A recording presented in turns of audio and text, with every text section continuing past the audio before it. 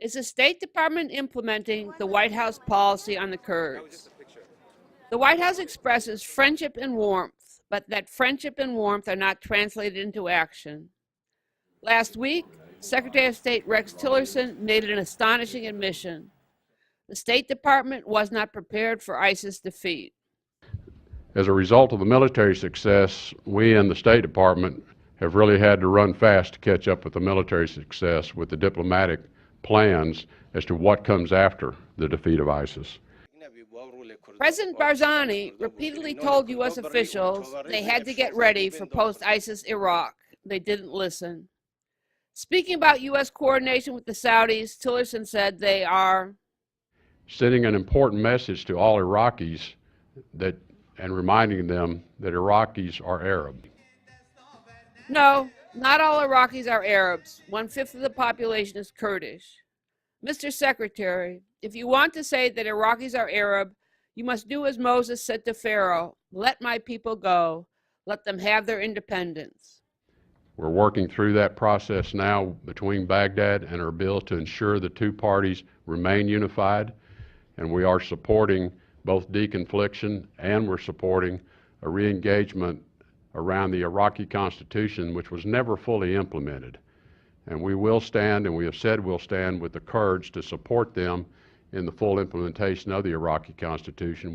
The U.S. backs dialogue between Baghdad and Erbil. The Kurds accept it, but Baghdad refuses, and the State Department does nothing. It won't even publicly criticize Iraq. General McMaster, if you don't mind. Speaking a day after Tillerson, White House National Security Advisor H.R. McMaster had much warmer words for the Kurds. And as you know, that the United States is very committed to the success of the Kurds in Iraq and more broadly, as you know, since 1991, with Operation Provide Comfort, we helped prevent further atrocities and brutality aimed at the Kurdish populations in northern Iraq. And what happened? You know, you saw the Kurdish region flourish. I mean, it's a miracle almost what happened in northern Iraq in terms of the growth of beautiful cities in Soleimania, Erbil, and Duhok. The return of populations to those regions, a vibrant but fragile economy, vulnerable economy. And so what we want is we want the success of Iraq. We want an Iraq that is strong. We believe that Iran, for example, who has been very successful in infiltrating and subverting Iraqi institutions, functions, organizations, wants an Iraq that is perpetually weak.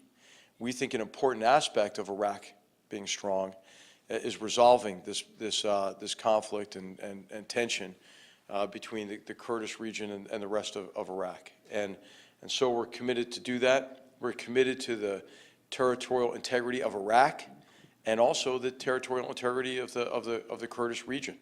And of course, we have to implement the policy McMaster lays out, the State Department must do much more to make Baghdad end its punitive actions and talk to the Kurds. Otherwise, the goals McMaster describes will never be realized. Lori Milroy, Kurdistan 24, Washington, D.C.